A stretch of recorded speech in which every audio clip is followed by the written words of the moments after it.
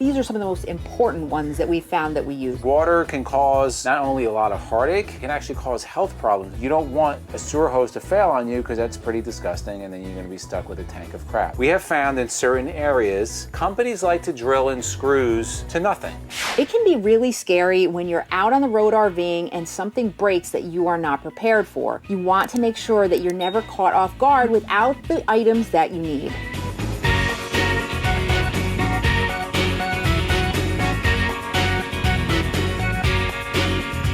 If you've been RVing long enough, you know something will break, and it will break at the worst time possible. We've had refrigerators go down, we've had our levelers not work, we've had our motorhome stuck on the side of the highway where we needed a tow vehicle to come get it. But there's been many little stupid things that have happened that we've been prepared with the proper tools and the proper spare parts. Now this video, we're not going to talk about tools because we want this to be a concise video. We do carry a lot of tools, and I would encourage that you carry as many tools as you can within your weight limit. But we're going to just touch on some common items that most RVers should have on board because they're likely things will go wrong and you're going to be using them. Let's get right into it, guys. The first thing I want to talk about is this right here. And if you don't know what this is, well, I don't know. You might have a surprise. This is just fuses. Now these are the types of fuses that we have on our RV, and we have them from, you know, all different type of amperage, 2 amps all the way up to 40 amps. We have used this a couple of times. You know, things haven't worked, fuse has blown out, and I just go in and swap it out.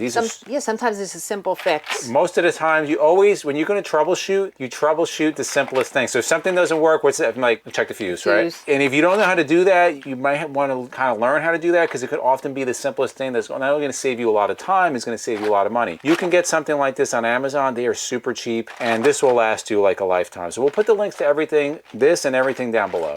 The next thing you want to carry, this is really important because water can cause not only a lot of heartache, it can cause a lot of damage to your RV. It can actually cause health problems in your RV if you have uncontrolled water damage, mold starts growing. So you want a way, an ability to stop water from intruding your RV. One of the biggest ways is to use a sealant, mostly on the roof, but you have it on your body also. So we carry on board a little quick, you know, I like to call it the waterproofing kit. You can see in here we have a whole bunch of stuff, but basically what we have in here, to keep it simple, we have silicone for the body. This is ProFlex RV. It's just a sealant for the body around the windows.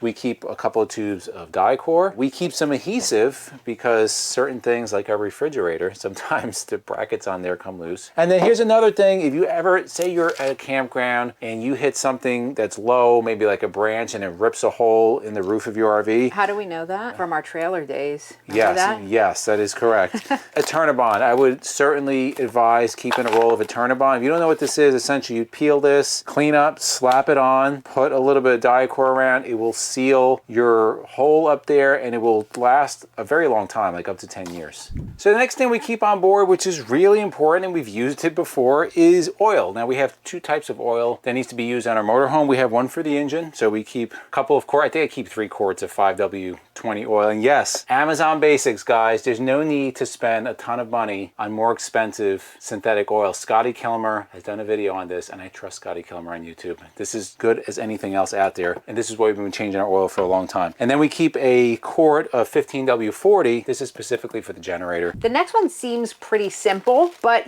people might forget it, and it's a bag of batteries. So we actually have a lot here. Different types of batteries. So we use batteries in our Govee, where we monitor the temperature of the RV. We use them in obviously smoke detectors, CO detectors, flashlights. If you're at a campground and you need to go out at night and you have dead flashlight batteries, you might be up you-know-what's creek without a paddle. So you definitely want to have all different types of batteries for whatever you may need on your RV. The most common one that I have changed out is going to be the batteries for the TPMS monitors. So I carry a whole bunch of those. As soon as those monitors go off, there's 2 things I check if there's no signal. Number 1, is the repeater still have power? Usually it does. Number 2, I go and I change the battery out on the sensor, and that's the problem. Next thing we carry on board, guys, is just a set of screws. Different sizes, wood screws, metal screws, obviously a drill to screw them in. But we've had some times when screws have backed out. This is a big gripe of mine, especially on production motorhomes. We have found in certain areas, companies like to drill in screws to nothing, right? And that doesn't work because those screws back out. So there's been a couple of times that, you know, screws will fall out here and there. It's a simple fix. It would take them an extra 30 seconds to do it, but they don't do it. You just put a wooden dowel in there,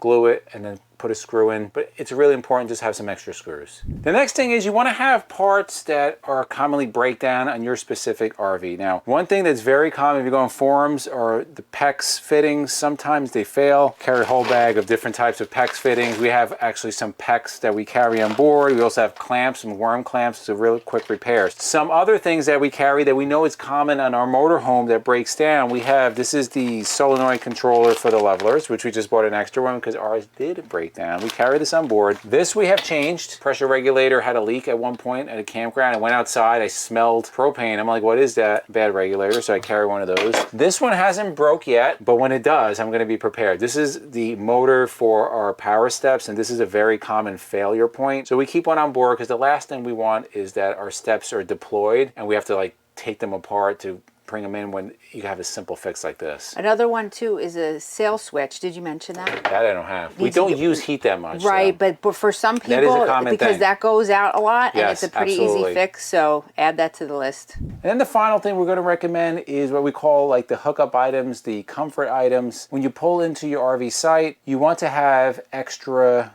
freshwater hose. Not only can a hose fail, but a lot of times we have found that sometimes the water hookup is really far away from something else and you need extra hose. And I think we carry like 75 or 100 feet of hose. Yeah. We also have heated hose because we've been out times when it's been really cold out. And we'll put the heated hose on just in case. You want to have extra sewer hose. Again, not only for additional length, but you don't want a sewer hose to fail on you because that's pretty disgusting and then you're going to be stuck with a tank of crap, literally. You also want to carry with you an extra pressure regulator. Not that it will fail, but I have the tendency of leaving things behind. You've been good though. We haven't I've lost been good in a so while. far, but I carry one brass one and then I carry like the cheap, you know, they're like the fixed regulator. They're like 10 bucks. I carry a couple of those just in case. And then another really important thing is you want to carry extra power cord. I think we have about 30 to 40 feet, but again, there's been times that the power station, the pedestal is really far away, so I have to hook up a little bit of an extension, or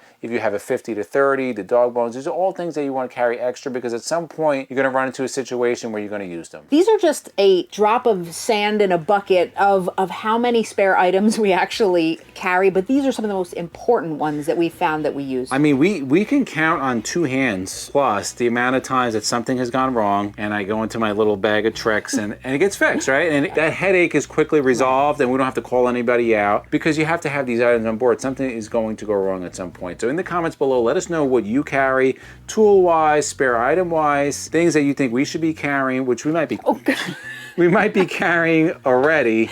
But for other RVers out there that may be in a similar situation, put in the comments below. And if you like videos like this, to the left of us, we'll put our RV DIY playlist. We'll put our RV Newbies playlist. And for myself and MJ, it's a journey of a lifetime. And we'll See you on the road.